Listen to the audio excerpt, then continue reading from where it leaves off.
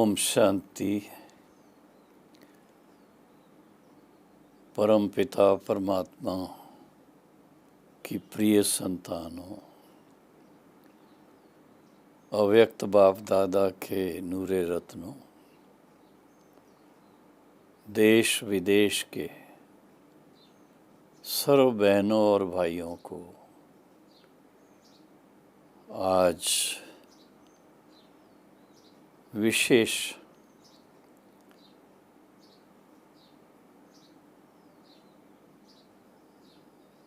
याद भी दे रहे हैं और शुभ समाचार भी दे रहे हैं कि वर्तमान समय भारत में चारों तरफ मॉनसून का टाइम है, बारिश के दिन हैं और थोड़ी थोड़ी रिमझिम सब जगह होती रहती है। और मॉनसून की सीज़न के कारण और उसके साथ साथ जैसा आप सभी को ज्ञात है, कोरोना वायरस के कारण काफ़ी सावधानी से सभी भाई बहनें अपना ध्यान रख कर के चल रहे हैं। फिर भी कहीं ना कहीं कोई न कोई कारण से उसका क्या कहें, उसका असर भी हो जाता है। दवाई से, हॉस्पिटल में जाने से अच्छे भी हो जाते हैं। और ये जो समय है, पुरुषोत्तम संगम युग का समय, ये ऐसा समय है जब हमें फिर से परमपिता परमात्मा शिव ब्रह्मा बाबा के द्वारा सर्वोच्च ज्ञान और सर्वोच्च श्रीमत, सर्वोच्च मेडिटेशन जिसको कहें, सहज राजयोग, उसकी शिक्षा देकर हमें फिर से जागृत करते हैं। जब तक मनुष्य में ईश्वरी ज्ञान नहीं, वह ना तो स्वयं को यथार्थ रीति पहचानते, न पिता परमात्मा को यथार्थ रीति जानते, और उसके कारण जो इस संसार के अंदर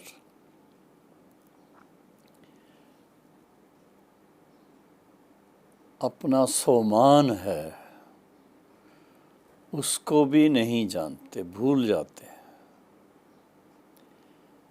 तो जब पिता परमात्मा हम आत्माओं को ये सर्वश्रेष्ठ ज्ञान और सर्वश्रेष्ठ सहज राजयोग का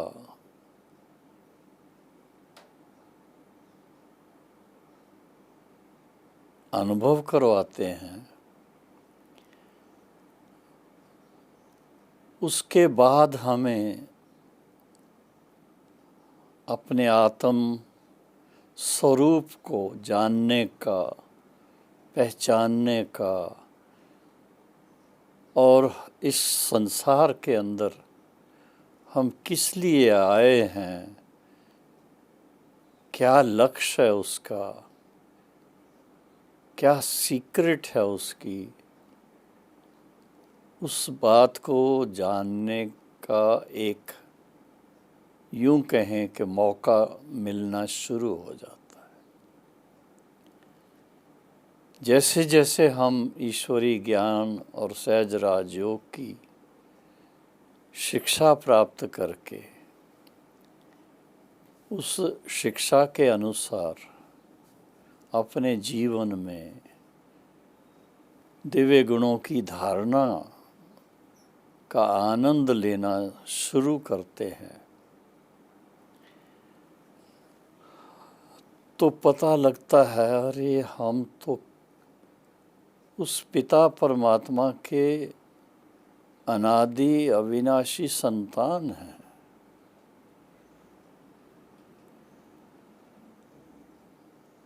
कोई किसी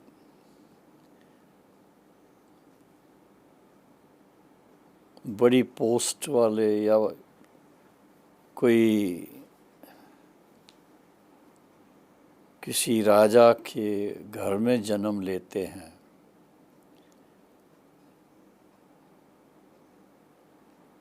तो जैसे ही वो बच्चे होश संभालते हैं तो उनको बड़ा नशा रहता है। मेरा पिता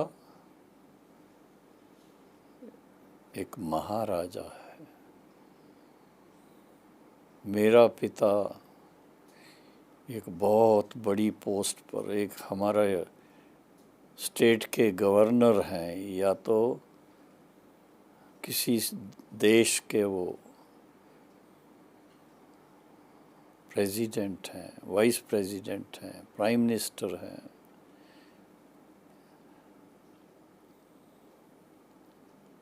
इसी तरह से अगर किसी धनवान के घर में जन्म लिया तो उसका नशा रहता है कि मेरा पिता मल्टी मिलियनेयर है और क्या क्या उनके एसेट्स हैं उसके बारे में उनको जान कर के बड़ा नशा चढ़ता है। और जब हम परम पिता परमात्मा को पहचानना शुरू करते हैं, समझ में आने लगता है कि हम ऊंचे ते ऊंचे भगवान, उस भगवान के बच्चे हैं। हम आत्माएं उनके अनादि भी हैं, अविनाशी भी हैं और अभी फिर से ईश्वरी ज्ञान मिलने के फलस्वरूप उनके वारस बच्चे बने हैं। परमात्मा पिता को दुनिया में सारे विश्व का मालिक माना जाता है। सारे विश्व के कल्याण अर्थ उनको विश्व कल्याणकारी माना जाता है। सारे विश्व के आद मध्य अंत के बारे में ज्ञाता होने के नाते उनको ज्ञान का सागर माना जाता है और सर्व आत्माएं उनको याद करती हैं, इसलिए उनको प्रेम का सागर माना जाता है। तो आप सोचिए, उनकी संतान हम बच्चे,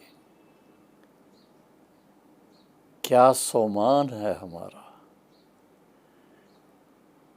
इस बात को रियलाइज करना, इस बात को जानना, इस बात को समझना, तो जो बड़े घर के बच्चे होते हैं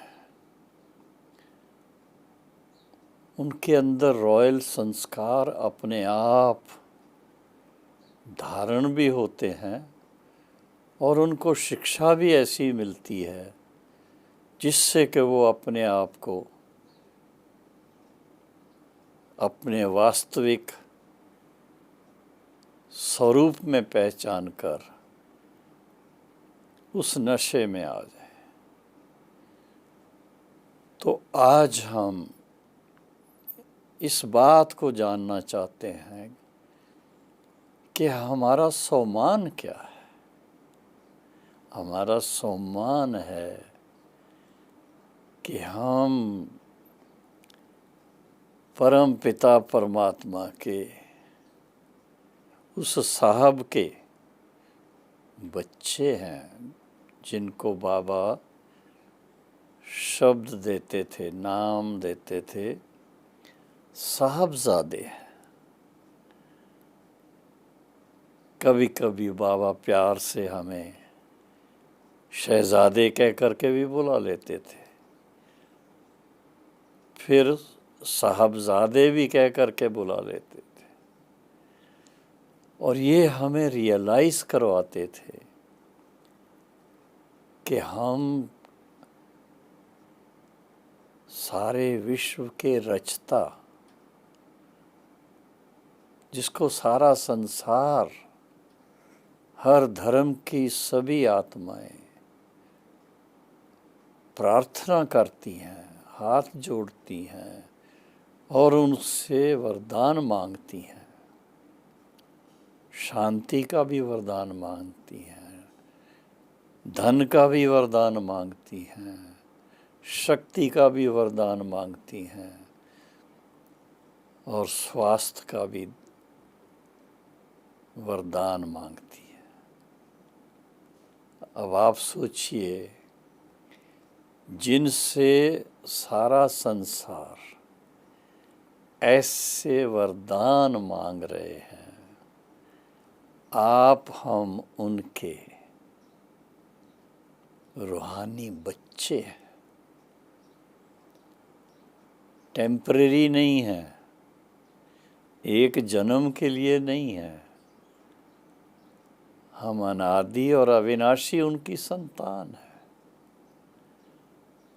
लेकिन हम इस संसार चक्र में अनेक जन्म लेते लेते स्वयं को जो भूल गए,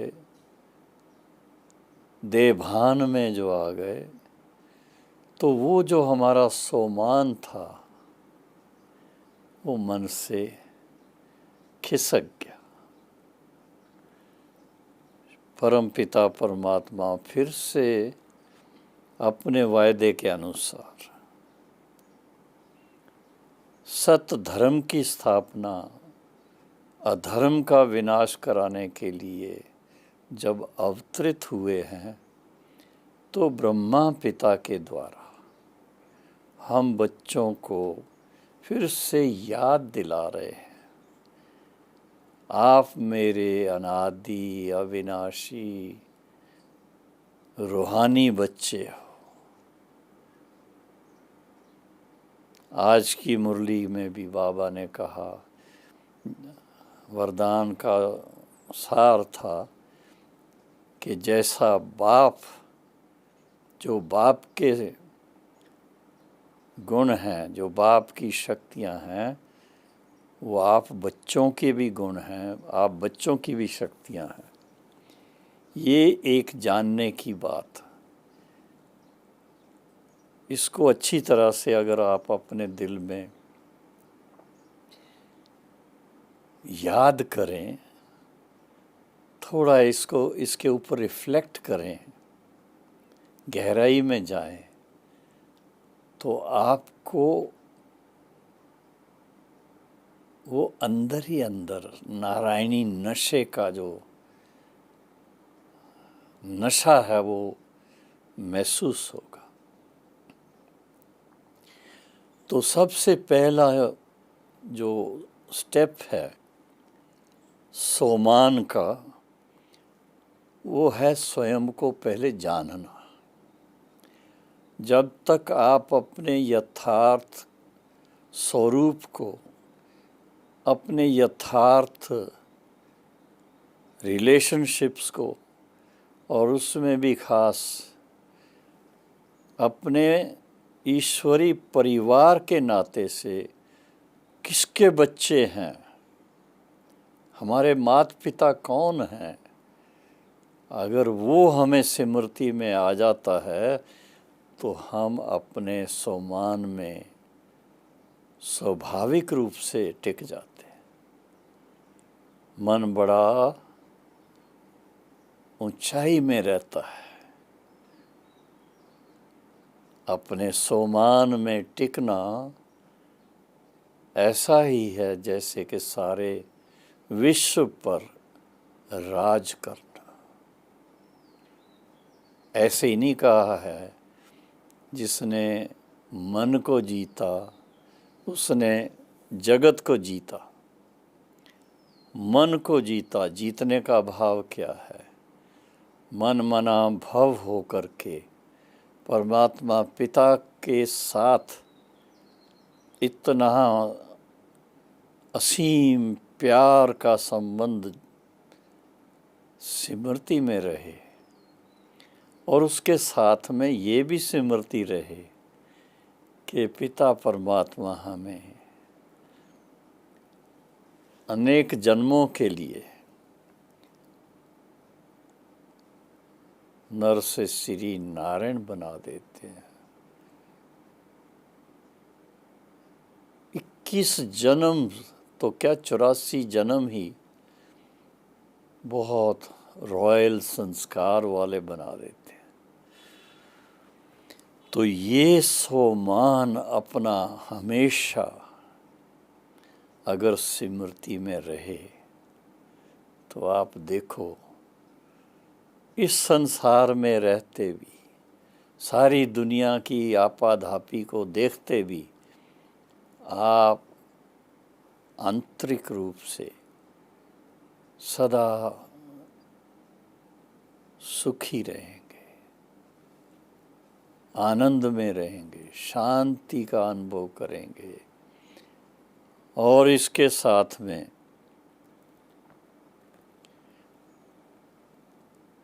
जो आपका सम्मान है,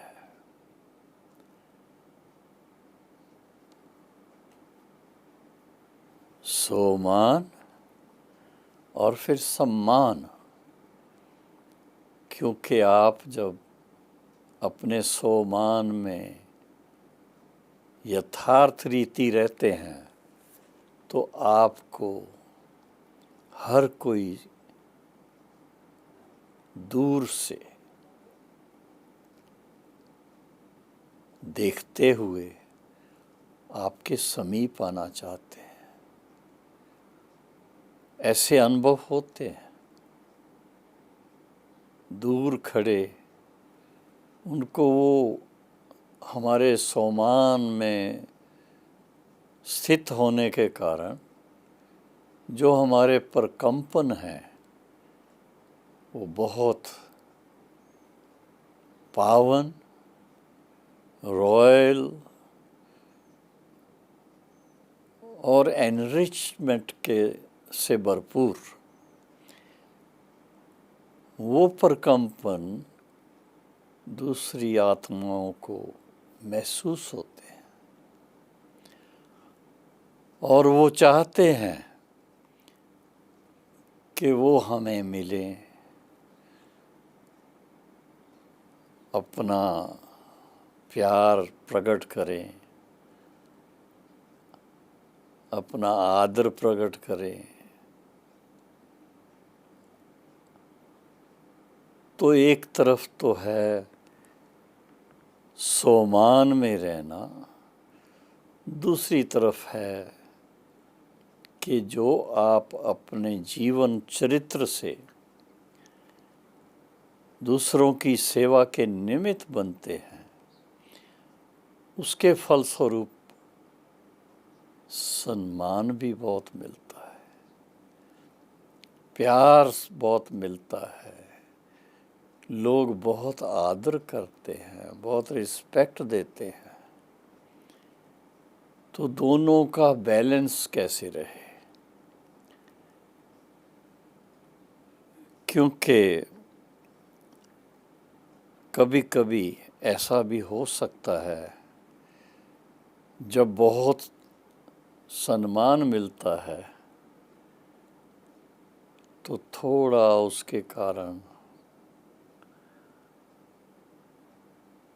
उसका थोड़ा नशा ज़्यादा हो जाता है।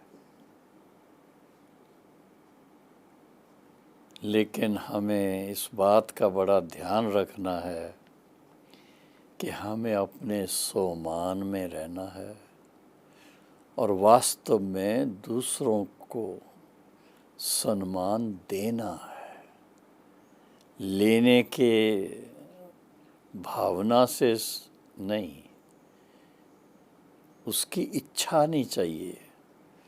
इच्छा मात्रम अविद्या। जब आप दूसरों को सम्मान देंगे तो love begets love, respect begets respect. Automatically आपको कुछ और करना नहीं है, लेकिन सच्ची दिल से सबको अपनेपन की भावना से देखना, सच्ची दिल से हर एक को बाबा के समीप पहुंचने का शुभ भाव रखना और फिर इसके साथ में हर एक को बाबा का वारस बनाना, यज्ञ के हित में उनके मन में भावनाएं जो हैं उसका आदर करना, और इस तरह से बैलेंस, दोनों का बैलेंस, सोमान का और सम्मान का। सम्मान मिलना ऑटोमेटिक होता है, उसके लिए हमको कुछ करना नहीं, पर हम सम्मान दें।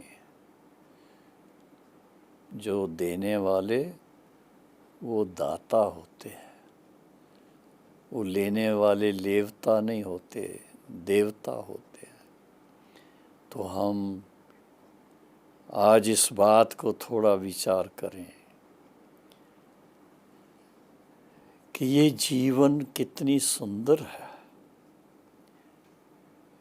ज्ञानी तो आत्मा की जीवन, योगी तो आत्मा की जीवन, दिव्य गुण संपन्न तो आत्मा की जीवन, इसके जैसा जीवन कोई नहीं है, सच पूछो तो।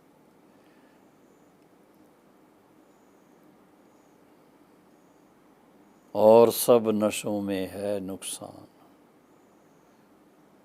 सिवाय नर से श्री नारायण बनने के नशे में। तो ये बन ही तब सकते हैं जब ये याद रहे हम किसकी संतान है। वो नशा चढ़ेगा और उस नशे में अपने सोमान में रहेंगे, और साथ साथ ये भी याद रहेगा कि हम सारे विश्व के सर्वात्माओं के रूहानी भाई हैं या रूहानी बहनें हैं, और हम सब की सेवा के निमित्त हैं। हमारा फर्ज है सभी आत्माओं को आप समान बनाना, बल्कि बाबा कहते थे बाप समान बनाओ सबको। तो ऐसा सम्मान आपको भी दूसरों को दे करके रिटर्न में हजारों गुना आपको सम्मान मिलेगा। और दोनों का बैलेंस, सोमान, जो सोमानधारी होता है वो बहुत निर्माण होता है, नम्रचित होता है, ईगोइस्टिक नहीं होता। और फिर इसके साथ में जो अगर किसी का सम्मान करता है तो उसमें भी बड़ी ऊंची भावना से नम्रचित होकर के सम्मान के लिए पगड़ी पहनाएंगे, शॉल पहनाएंगे, हार पहनाएंगे, जो भी है वो निशानी है सम्मान करने की। लेकिन उससे आप देखिए आपकी इज्जत कितनी बढ़ती है। दूसरे को सम्मान देने से उनकी इज्जत आप करते हैं तो आपका भी वो इज्जत करते हैं। तो बैलेंस भी तभी रह सकता है जो आप अपने सम्मान में रह करके और दूसरों को सम्मान दे करके बैलेंस रख करके चले। ऐसा बैलेंस रखने वाला व्यक्ति सदा मुस्कराएगा, सदा खुश रहेगा, सदा सबके लिए शुभ चिंतक रहेगा। ओम शांति।